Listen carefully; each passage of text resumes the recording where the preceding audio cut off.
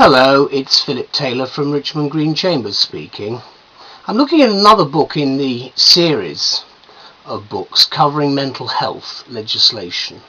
There's been a lot of confusion about mental health, and I teach the subject for the Distance Learning Partnership. And I've been having some problems finding the suitable book for my learners, because I have a range of people who are involved with mental health issues, and I'm always interested to see what's on the market. Now, we've got this book here, which is Mental Health Mental Health Act Manual, 11th edition by Richard Jones. It's a heavy work. You can see how heavy it is. Purple cover. That's the Flickr reference that I've given and the review. It's 1,000 pages long. There's a bit of blurb on the back. 1,000 pages long. It's got the usual stuff from Sweet and Maxwell, which is the standard huge amount of cases at the front.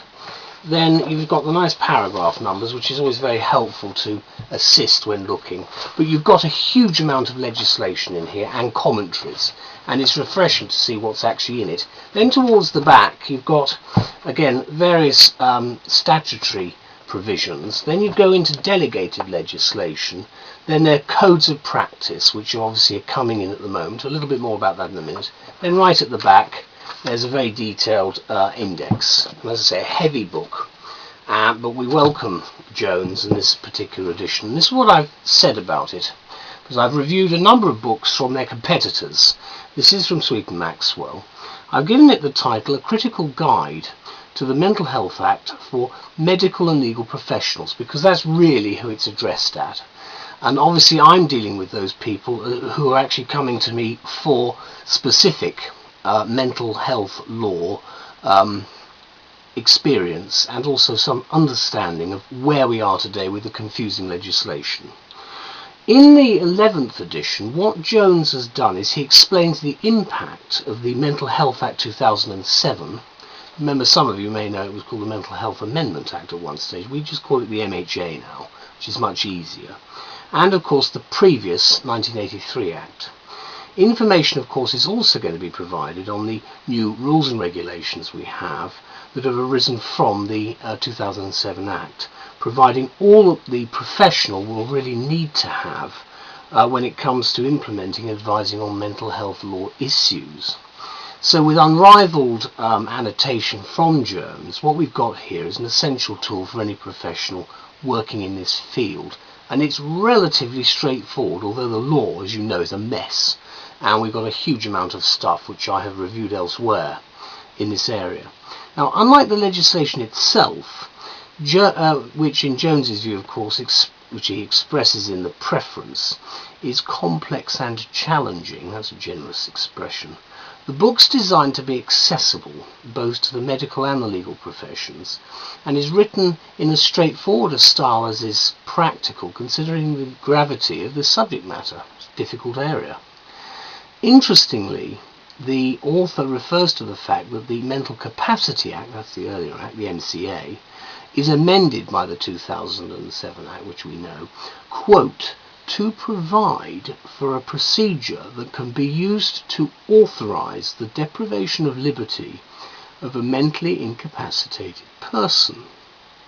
He criticises, he being Jones, criticises the legislation on a number of grounds, among them length, complexity and poor drafting. We'd all agree with that because of the difficulties, certainly I find, in teaching the subject.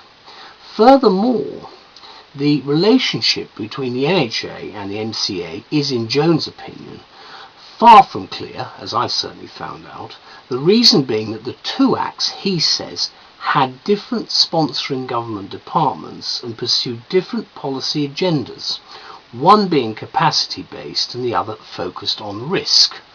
Well, I'll leave you to work out which department comes under which head. By legislating for parallel legislative regimes, he says, Parliament has created a recipe for confusion which will inevitably result in a lack of consistent practice throughout England and Wales. And that, of course, is what I think a lot of people, certainly in the House of Lords, were worried about. Bearing these sobering thoughts in mind, therefore, it seems this legislation is in a parlour state, and therefore it's reassuring that this volume here, this nice purple volume, provides so clear a guide to the MHA 1983 as it then was, because that's the consolidated substantial law, and then it explains the impact of the 2007 Act on the 83 Act by detailing how each section of the Act has been affected. Obviously new provisions have been incorporated from the 1983 Act, and they're fully covered, such as a replacement of the role of the responsible medical officer with that of the responsible clinician. Now there are a few updates in the 11th edition which are worth considering. First of all, it's the abolition of the current 4 separate categories of mental disorder and the introduction of a single simplified definition of mental disorder that applies throughout the Act. That, of course, is to be welcomed.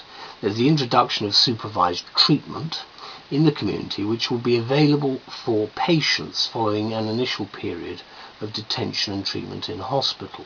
Again, remember the arguments that we're going to and fro on this. Then there's the requirement that appropriate medical treatment must be available if patients are to be subject to detention or to the new regime of supervised community treatment.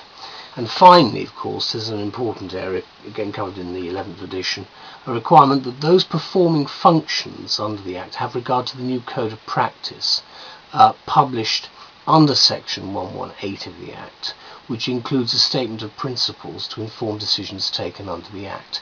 Now, the codes of practice are coming in, and in fact I have a number of books concerning the codes, which I'm going to be reviewing separately.